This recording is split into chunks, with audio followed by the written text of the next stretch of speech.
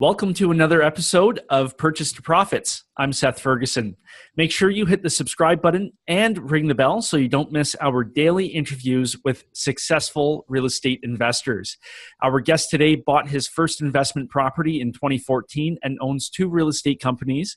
The first is a home solutions company that flips homes and operates beachside Airbnbs locally in New Jersey.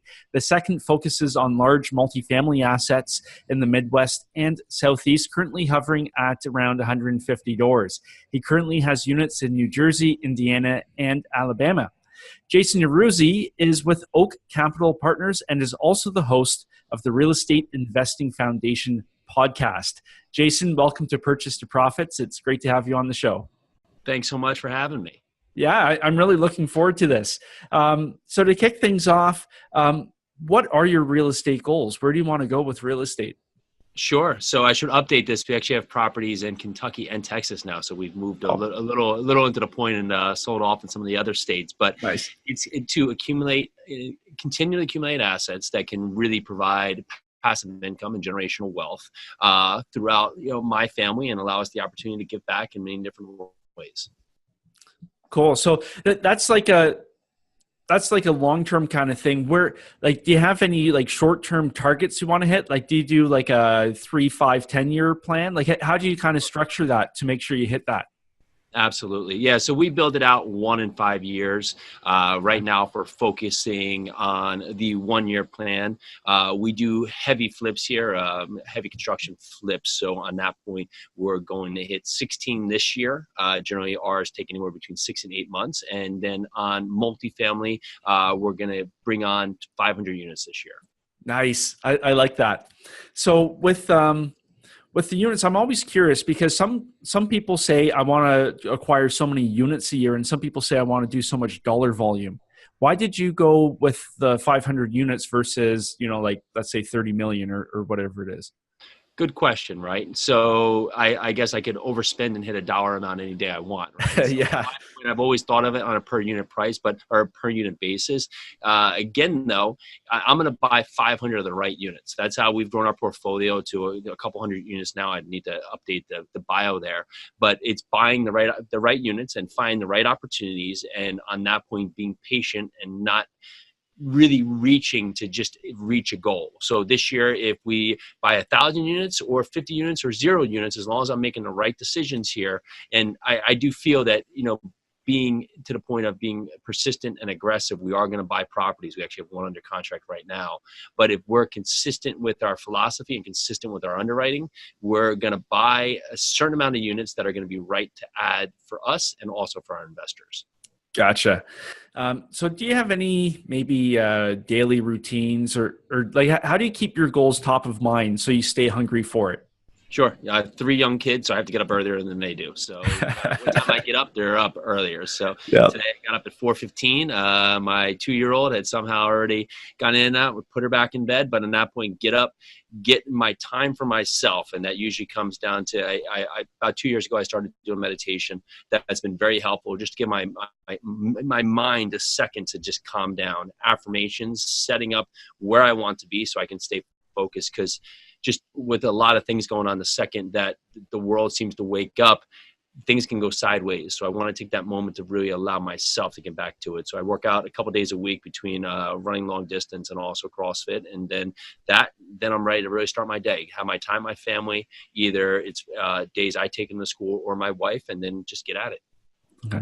Yeah, a good WOD's going to wake you up. Right. Yeah. So with your affirmations, do you have the same, like, do you have 5, 10 that you go through every day? Like, I'm really curious about how that works for you. I use them as they continue to have meaning for me. And I found a list of about 50 affirmations that hit home on different days for me. And I'll usually cycle between 10 and 12 of them on a certain day from a list I found. I think it's I forget the site, but I have it just within my browser on my phone. I'll pull it up and I'll usually track, 1 to 10 and 11 to 20 all throughout and do those for a couple of days through. And it's funny, as I say, 11 through 20, I'll do that. And then maybe 2 weeks later, a week later, or whatever was that fact, be back at them, and a different affirmation will have a different meaning and just give a different perspective to me that really hits home. Yeah. And how much impact do you think doing that has had in your business? Like, can you attribute a large amount of success to it? Yes. And it's like you don't realize the impact it's having while you're doing it, but you do realize the impact it has when you don't do it. So if you get up and you don't have that time, or you don't have that focus in the morning, you can feel the shift in your day, and you can feel the shift in your attitude just based on that. You've started differently, right? If your body gets used to a certain amount of things, whether good or bad, if your body's adjusted to it, it's a habit. Then if you take yourself off that track, it takes you down a different path, and that can be good and bad, right? So putting these things in mind allows me to get on the right track during the day. And for that, it's allowed us to reach bigger and accomplish more by really just having our mind ready for that when that opportunity comes out. Yeah, no, for sure. So in your journey, in acquiring units with your company, have you ever had any ideas that came to you and you thought, yeah, for sure, this is going to be a great idea, and then it kind of fell flat? Do you have any stories of those? Yes. So you want to talk about, we could talk about two ways. So let's say on finding deals, we've tried a lot of different ways to get phone numbers and mailings, and it hasn't hit home. Again, not like single family homes where you got to accumulate a lot of houses to really just keep the repetition and keep the revenue flowing. But for multifamily, I mean, you could buy a deal a year, a deal every 2 years, because you're buying a larger property. It has a lot more buying power and a lot more revenue capacity. So you can find one deal, but we were generating so many leads that were just dead leads with the mailing, and we're just not finding the right data. Not that we haven't gone away from it, we just haven't found the right mix yet. Yeah. That has not been productive. We've also, on a repositioning point, we had large basements that we thought we were going to utilize very well because they were full with junk, and we got them all cleaned out, and they were just basically dead space still are. Put in storage units, but it didn't cost us much. It was 10 storage units at a $2,500, so $250 a pop. Thinking if we rent them out at $25 a pop, it's a pretty good revenue stream. We've really had a lot of success on this one property, but the storage units have been a dead end. We've rented 3 of them. We've actually provided them as little bonuses on a couple other rental packages, but they just really dead ended, which we didn't expect from that. Yeah. But so be it. Yeah, no, for sure. With the storage, did you end up doing any surveys with the residents before? Like, how did you come up with that idea and test it? Yes. So when we were taking it on, we were actually surveying what other properties were doing compared to our comparable property. We knew we were going to have a good amount of turnover on the property. We turned about 50% of the units. So surveying some of the tenants, but it was a mixed bag because we were going to be changing over the dynamics of the overall landscape tenants. Just not really that they were bad tenants, but they just really didn't have guidelines in place based on prior ownership. So, paying on time or actually just following guidelines that need to continue to make this a better environment for people to live. They weren't used to that. So, new sheriff in town, or however you want to call it, you come in there and just put in simple rules that help the place be a better place to live. Ultimately, people aren't going to like that. So we found out we would have that turnover that would move in. So the storage rooms, we thought that'd be a component to really help the new tenants coming in. And it just hasn't landed. A lot of other things have, but for whatever reason, that was not one of them that did. Yeah, for sure. No, that's always interesting hearing about ideas like that with the storage unit. You think it's going to work, and for whatever reason, it just doesn't stick. Sure, absolutely. Yeah. So, is there one deal that you've done that really stands out as a Keystone deal that really propelled you forward? Yeah. So when we wanted to jump into large multifamily, we had dabbled, we had done, I've done heavy construction as my family still does. We've done that for, decades. And from that, it allowed us to start doing flips here locally. And then we started buying small multifamily out of state, just really following the path that other people were doing and just seeing the success with these silly 2 and 3 units out in, Alabama and Indianapolis. It just dawned that what if we could just scale and use this on a bigger, just a whole bigger, I guess, map, right? So how can we go up to 100 units, 50 units, 80 units? And it was really about getting our mindset right, and then also now finding out how other people are doing it. So using syndication, we learned everything we could about the process and really just dived in to find a market, build the team, find the properties, and start learning how to do the underwriting. And from there, we were able to go from a 3 unit to a 94 unit rather successfully. It wasn't overnight, and that's one of the big things with multifamily. It does take a lot of work. It continues to, but we took that 3 units to 94 units. We actually got it $1 million under asking after a long negotiation process where we actually offered. They didn't even counter, and we went back 8 months later, offered slightly more, and they cut their asking price down by about $600,000. And after about 8 months from first to close, it was down from 3.2 to 2.3 million where we purchased the property. Nice. It's been great. We really did our homework in this property, and funny enough, this is the same one I was talking about, the storage units, but we've been able to reposition this property, and we refinanced the property after 13 months, gave about 75% of money back to investors already. We're about 2 years out in the property now, but that's been a really good learning lesson, and we've used that process to rinse and repeat on other processes, other properties after. Nice. So this deal, it was it was advertised with a broker. It actually was not. So, okay. Say this, it was on for a while, 2 years prior, went off the market. An elderly gentleman had passed away in his 90s. The kids were in their 60s, if you call them kids. However, they were out of state, were not involved in real estate. The gentleman who was in his 90s, he had about 1,000 units. Most of them made up of single family homes. So the kids thought, well, we want to kind of try and keep the single family homes. They don't seem like that much effort. But that 94 unit, that really seems like a problem. That one building that, if you're on our side, we're thinking that's the easier one. Yeah. No, it's the easier one. So for that, they wanted to get rid of this, and you could see it within the operations. And so some investor from, some investor came in and offered, in the $3.5 million mark, and then ultimately got under contract when it was out in the market. And then day one or day two of doing due diligence, cut his price like $1 million, right? So that deal died. It finally went off market. Months go down the road. We come in, the property manager says, hey, I know this property was on the market. The people are still interested in selling. We did our underwriting, and we came in that, well, the financials were a mess. Operations were a mess. Management was lacking. The maintenance and deferred maintenance was racking up. So we went in there, offered 2.1 million, I believe was the first offer, and they had a window where they wanted to be at 3.2. So they basically said, no, we're at 3.2. That's where we're at, and we were just too far apart. So we said, we appreciate your time. Thank you very much. And just went away, went on to other properties. But one of the things that we've done that has allowed us to consistently kind of have our finger on the pulse is track all the properties we've offered on. And it was a couple months later, maybe 4, 5, 6 months later, we saw that property on our list and on our tracker, and we were like, wonder what has happened with this property. Saw that it hadn't traded, nothing had really happened, went back in there, and we went from 2.1, we actually upped our price $50,000, and they had gone from 3.2 million, they all of a sudden came back and countered at 2.6 million. So we knew that the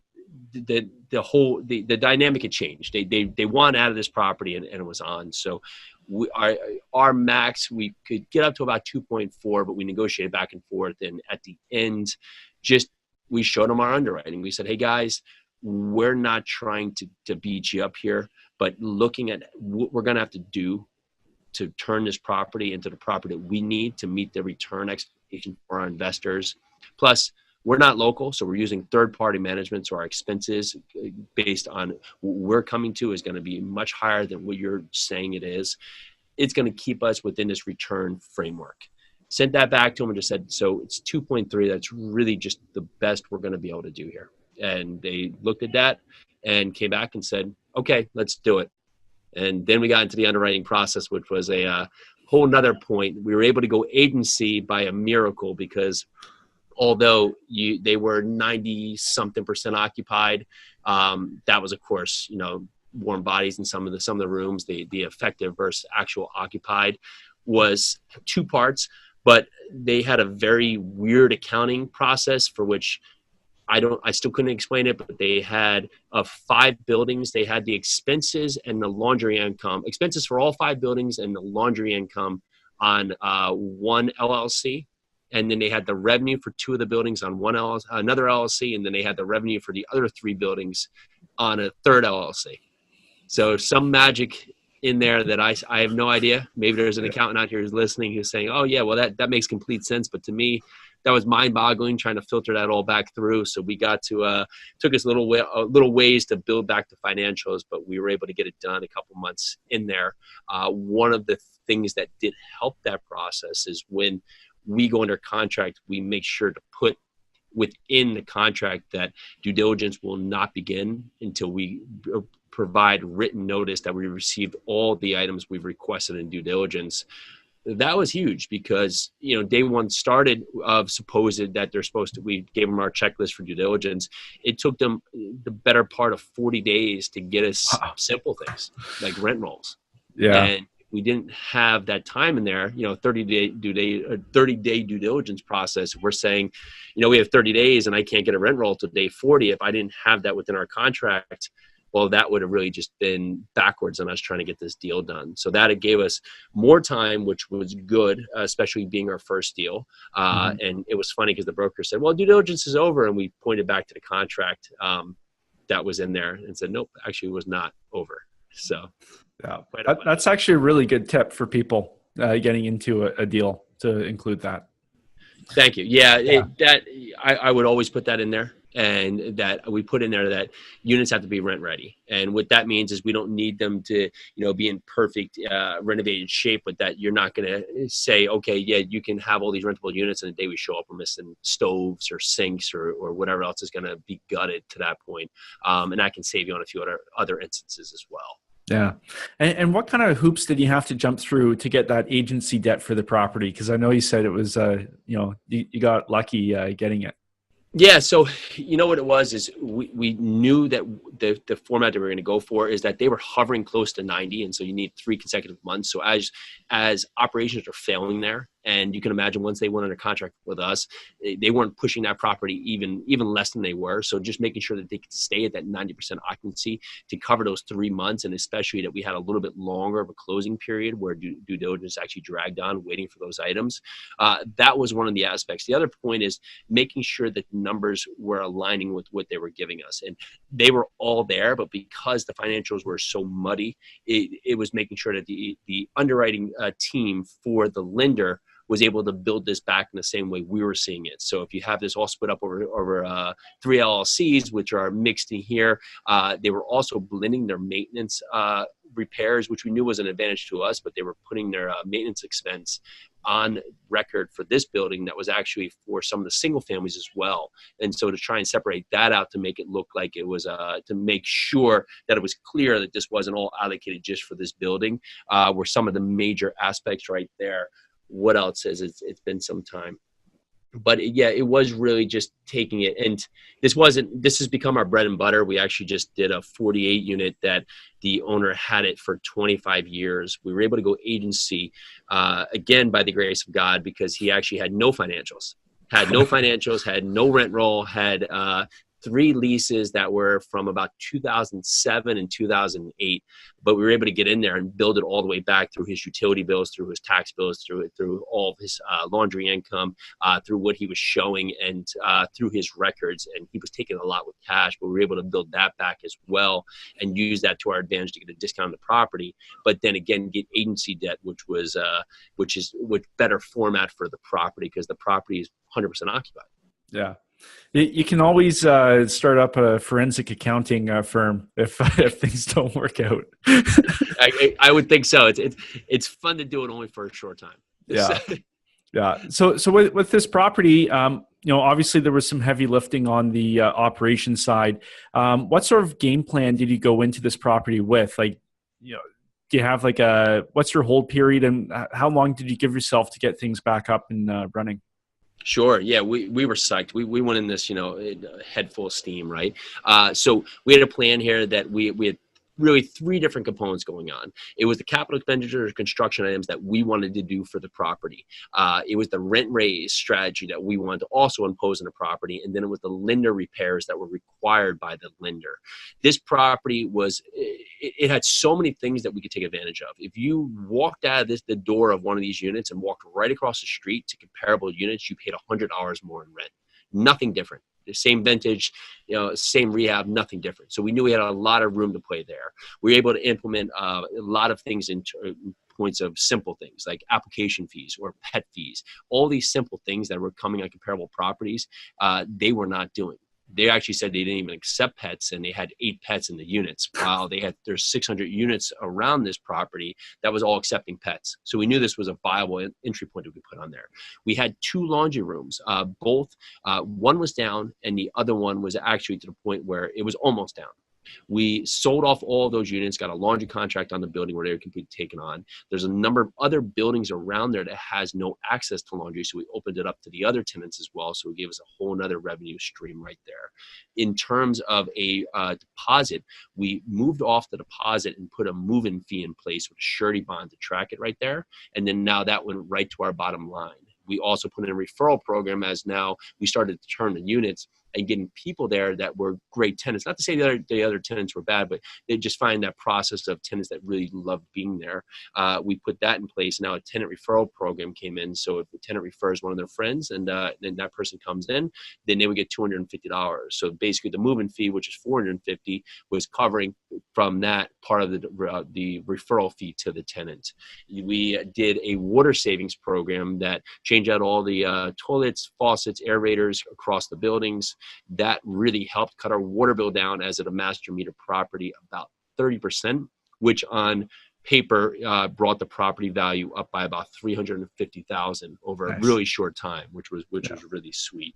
Then on top of that, we had, of course, a 6 and 12 month lender repair items, some being parking lots, some being concrete flat work, railings were some, GFCIs were another point. We tackled it. We crushed all these items in about 5 months. So we really just went at the property full force. The rent raise strategy is always the thing that we don't gun out from the gate. We do that conservatively because since we are syndicating our deals and we have so many other items going on, we want to make sure that we preserve occupancy so that we can meet returns from the investors day one. So we get to quarter 1, we're paying out returns, quarter 2, quarter 3, quarter 4. Because ultimately, as you're doing this and you start to put in your rules, you're going to have an uptick in vacancy. That's just commonplace. So you don't want to force the needle by pushing out tenants who are actually good tenants just because they're being offered less rent. So we go in there, we do moderate rent bumps, maybe $25 rent bumps we'll call them green tenants. Those are green tenants that have been performing, good payers, great tenants over the history of the property. We take them up nominally, maybe at 6 months and again at 12 months. Yellows who may have, slightly late payments that happen from time to time, we'll take them up $50. And if they're reds, we're most notably because we did come into this property with everybody on month-to-month leases. The selection of reds, which might be 10% of the property, we're just going to take them to market immediately or give them an option to stay at a higher rate or take on renovated units at the market rate. Yeah, gotcha. And how long do you see yourselves keeping this property, holding it? Are you? Yeah. Yeah, so it's a 5-year hold for this one, but we've moved on to 10-year holds for the properties after. Gotcha. This property was a couple years ago, so we felt we were at a different point of the cycle. Properties going forward, we've been looking at 10-year holds, and that's what we've been putting up investors and how we've been formatting our hold period. Gotcha. And you had mentioned you've been able to return a decent chunk of the investors' money already. Sure. Yeah. That noting the loan we had, it was a Fannie Mae loan, but it was a 7/6 arm that allowed us to roll some CapEx into it. So we didn't want to have a floating rate. And we knew that going out of the ballpark right from the start that we were going to get in this property, we're going to do some damage, make it better, make it a great property for people to live at. And then after a year, we're going to refi. Well, we were actually ready to the point after about 6-7 months, we could have done it, but had a blackout period for that first year. So month 13, we refied from a Fannie into a Freddie loan. And the nice point with the Freddie loan, it's a 10-year term. So if we do get stuck and the investors, we've had the conversation to investors, if, a couple of years from now when the opportunity comes up, If we have to go back and talk about the whole period a little bit because the cycle has taken a turn outside of our control, we at least have that opportunity. So now we're into a great fixed rate with the Freddie loan, that really small balance Freddie loan that really gives us a full opportunity to maximize on the property. Yeah, no, for sure. That sounds like a really great deal. That was some good information. A lot of fun. So we did our homework and we were conservative. And looking back, if we knew what we, of course, looking back, right, if there were certain properties that we probably could have taken down if we knew as much as we did now, but we were so conservative at that time. But it played out to our advantage because we got into the right deal and were able to continue our learning process. But we kick ourselves because there was about 2 other deals there that we could have really taken down as well if we just maybe had that mental confidence or just were ready at that time. But that happened as it does.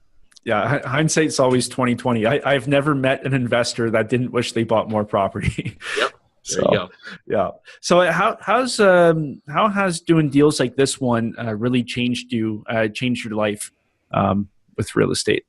So it's changed our perspective, and that goes on many levels, right? If you can continue to accumulate assets in this level, it can really just set up your life and allow you to just have the lifestyle you want. It also sets it up that you can accomplish a lot, and people constantly, we do a meetup here in New Jersey, and a lot of the talks is I'm going to start with a 5 unit, I'm going to start with a single family, I'm going to start with a 2, whatever I'm going to start with, because they haven't, even though there's a certain point where maybe they do that deal, but they just haven't gotten over that mental speed bump to say, okay, I can do larger. Because really, if you're going to do a 50 unit, you can do a 100 unit, do a 200 unit. If you can do a 10 unit, you can do a 50 unit, because it all comes down to the numbers if you know the process and are confident with what you're going to do. And that allows you to have a different talk track, one with maybe the team members you have on board, but also with your investors. And so for us, we've been able to now provide great returns for our investors, be an option for them to diversify on their financial portfolio, and then give them something of a safe haven with real estate. Now, there's of course nothing ever safe, but at least you have an asset back by real estate. It gives you a great opportunity to have cash flow, to have appreciation, depreciation, tax benefits, and loan pay down. And they've been very excited about it from that standpoint, because the investors that are in the deal are most notably friends and family. We do 506B, and many of them never knew that this opportunity even existed. So it's been a great thing for them, where maybe they had money in an IRA that was dying, and they've been able to take that money, roll it over to a self-directed IRA, and put it to work here, and actually see checks that come back with money. So that's been a nice feeling for them. So that's how it's really helped us change, is we're able to do a lot that can benefit us, but also be able to give back to a lot of people as well. For sure. I hope they send you Christmas cards. Sure. Well, so Jason, where can people find you if they're looking for some more information about you? Sure. Yarusiholdings.com, YARUSI holdings.com. You can find out about our business, our podcast, and we have some helpful tips on there. Perfect. So Jason, just want to say thank you so much for sharing your real estate success with us today. I really appreciate it. Much. Yeah. And to you, our viewers, I wish you well on your journey from purchase to profits. See you next time.